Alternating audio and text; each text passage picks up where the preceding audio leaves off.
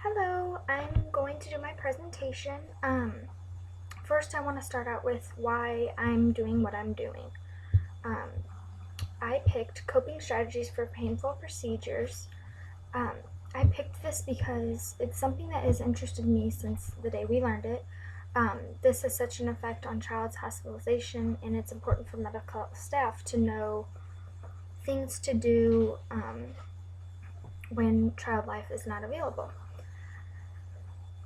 This may be stepping into the child's life role, I wanted to note, because when available, it's important for the child to know how to cope best.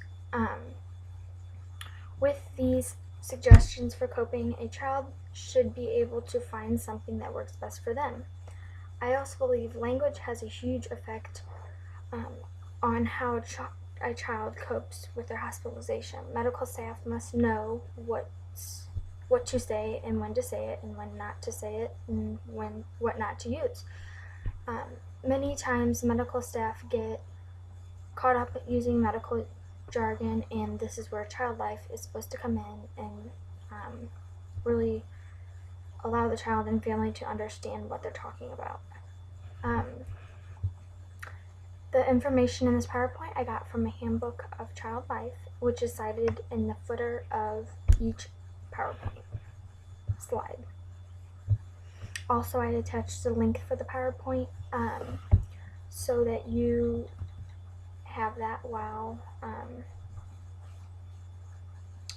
I go along. Hold on one second. Let me see.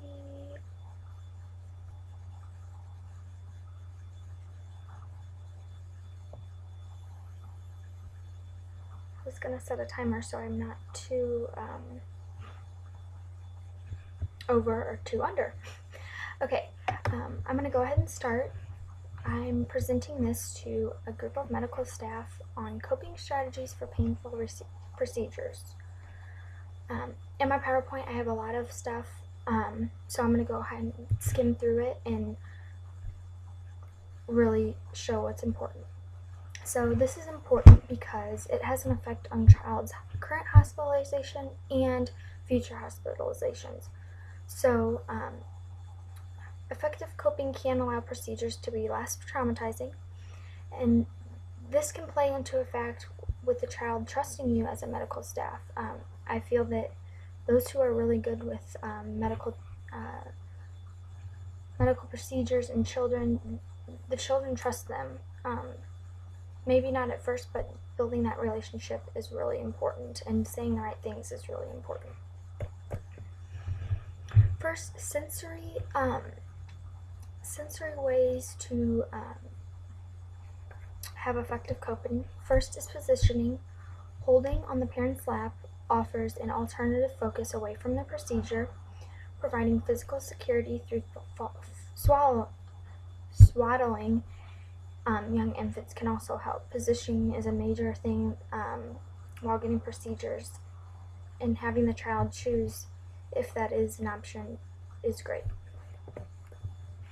Thermal regulation provides a positive touch. Hot pads, heating pads, warm blankets, cold cloths, cold packs. The child is encouraged to focus on their attention on those positive feelings and those warm feelings instead of what is going on. Music. This provides comfort. Parent singing can be ideal for infants and toddlers, or they can choose to sing along. It can become an alternate focus, which is the goal for music. Music that older children choose should be listened through headphones if it isn't appropriate. Okay, for cognitive ways of coping, I have down alternate focuses, which they call distraction, usually in the hospital. Using cognitive skills leads focus away from the stressful event. Cognitive tasks such as counting, alphabet, spelling, words, vocabulary list, focusing on another area of the body. Funny jokes or stories also helps as an alternative focus. They're focused on that instead of what is going on. Books, intriguing books such as Look and Finds, something that they're interested in, something that they can engage their attention in. Also, game systems. Personally, I try to shy away from this, just so that, because they're not always available. But this is a good way for child to be playing the game, and you as a medical staff can use that for distraction. Thought stopping self-instruction. So this is good because this kind of gives the child control, and they can think through the process as they would like. Positive, continuous, encouraging self-talk to stop negative thoughts while promoting reassurance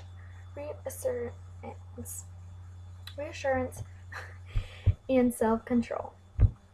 Writing positive statements on a paper helps create self-instruction also. Creating a journal for this child to maybe even read while they're doing the procedure if they don't want to think it through, or just writing as they're getting the procedure, or during their coping stage. Therapeutic storytelling. This is fun because the medical staff can add on to it as they are doing it, as they go along, or the family members, or patient, sibling, whatever. They can make up a story, which would be really fun, which usually, as I have noted here, is they usually tell a story that's like familiar to theirs. So this child is in the hospital for blah blah blah. This also offers an opportunity for emotional escape. Books with metaphoric content offer this escape because they're thinking about somewhere else. They're not thinking about why they're in the hospital. Intellectualization. Information seeking will help eliminate emotion from procedure. This may be a child's natural approach to new situations. Anything they do can do to not think about why they're there or what's going to be happening. Include information about sequence of events. It's important for the child to know what you're going to do and when you're going to do it. If you don't really know a time, then don't tell them an exact time, because if you say, oh, I'll be right back with this, and you're not back, that's going to lower the trust. Include information about sequence events. I already went over that. Timing, and also the behaviors the child will be included in. If you think something's going to stress them out, let them know. Don't try and surprise them. Don't come in the room and say, oh, look what we have to do. Yes, there are some cases that you may have to do this, which there are also ways to gear that. Reframing. Rethinking a past experience that were difficult for the child. Finding actions that were helpful and that may have been overlooked. This is important because having the child think about past experiences, yeah, it could be re-traumatizing, but they are thinking about, oh, what worked for me in that situation? Or what worked for me, but I didn't really think about it when it was happening, such as just talking. You could talk to a patient while they're coping, and they are really on it.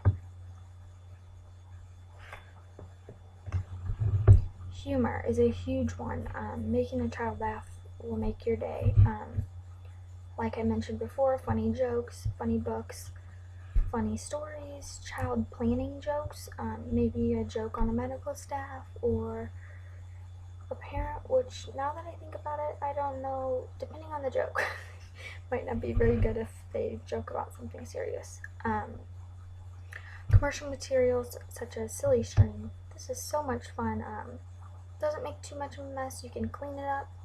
Who cares if you make a mess, because you can make a mess in the hospital, but that would be so much fun to do in the hospital. Imagery, comforting and bringing a sense of security. telling the child to think, oh, what's your favorite place to be? On the beach, in the mountains, on vacation, at Disney World, whatever, and have them list what they see and what they want to do there. That would really help the child. Guided imagery led by a person. You as a medical staff, this would be something easy for you to do, still be able to concentrate while giving the procedure, leading them to a place that they aren't, but they, in their mind, they are. Okay, I'm going to go ahead with behavioral relaxation techniques. Blowing away the feelings, blowing to help your veins be full, and bubbles. Bubbles are a great thing to practice blowing because they don't actually know they're blowing because they are focused on what's happening when they blow. Deep breathing. Controlled breathing, deep rhythmic, and shallow panting is effective to increase blood flow. This is important coming up with activities, not you as a medical staff, but for child life, to really exercise this.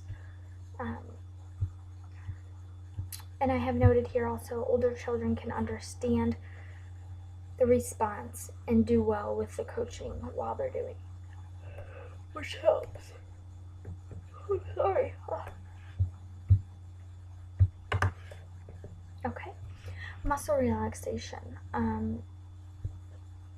They say that tightening the muscles, focusing on that tightening, and then letting them relax can really help figure out, that relaxation, because sometimes you're tensed up and you don't know how to relax it. General relaxation may start in the toes and work upwards, they say. Tighten and relax exercise. Desensitization. Child maintains adaptive coping behaviors.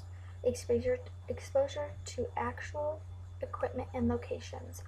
Useful when rehearsing for procedures.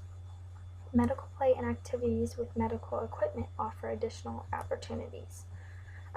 As medical staff, before I go on to the next subject, yes, some of this stuff you guys are in a hurry, you guys are starting IVs, you guys are doing procedures, all this stuff. Yeah, you may not think of this right away, but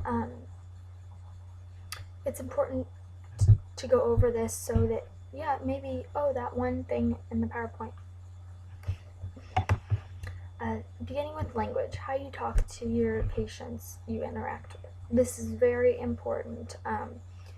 As a nurse working on this floor, it's important that you know how to talk to a child. And yes, there's things that you can't really go around because you need to say it when you need to say it. That's understandable, but having this into consideration will help. One voice. This is my favorite thing that Child Life tries to play into procedures also. One voice. It stands for one voice heard during the procedure. This helps the child to really focus and not get so stressed out about all the voices they may hear.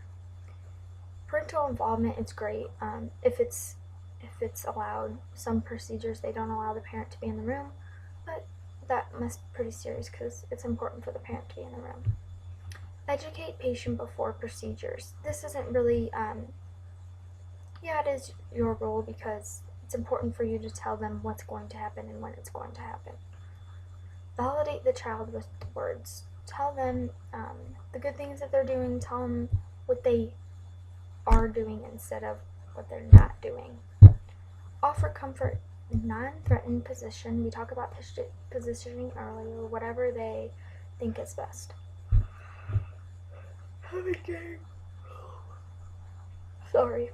Have a game plan. Choose appropriate distraction. Eliminate unnecessary staff that are not directly involved.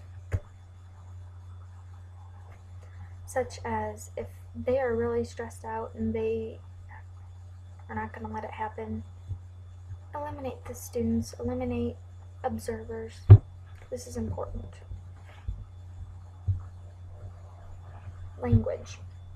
Use soft language. Try not to be overpowering. short explanations. They don't know all the stuff, so leave that to Child Life to kind of explain each of the things that you explain. Simple and direct demands, like I mentioned earlier, tell them what to do, not what not to do. Tell the truth. Don't weigh around about certain things that they're gonna see, or don't sugarcoat it. Express achievable goals. Tell them goals that they could work on, or that they maybe for discharge. And evaluate their response. If something's not working, don't continue to encourage it. Try and find something else for the child to do. Praise the patient for specific behaviors. Tell them what they're doing good. This encourages them to keep doing it. Get on their level. Don't have 100 people in the room standing over them talking at the same time. Take developmental stage into factor. I know you guys as medical staff, you're not, you don't know much about that, but I know you guys have a sense of what developmental age is. And I know that comes into the Child Life role because that's our practice. We are professionals in developmental stages. And just a quick few don'ts. Don't compare your child to other children.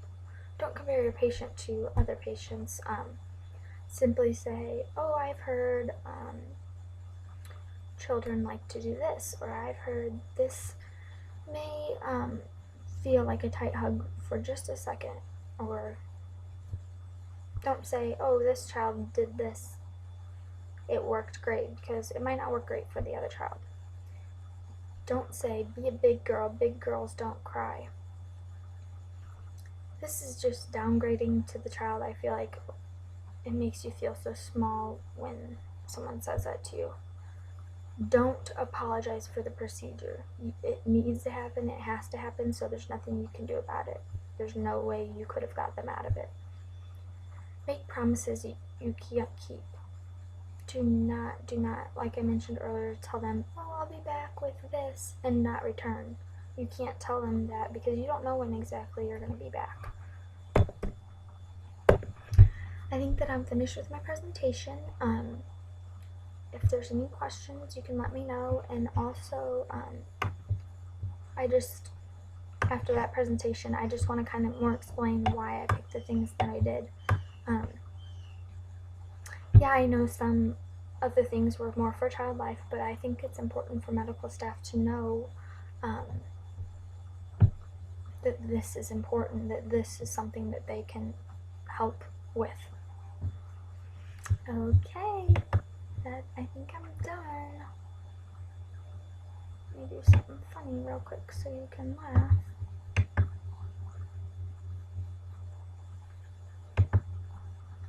Okay, all you nurses out there,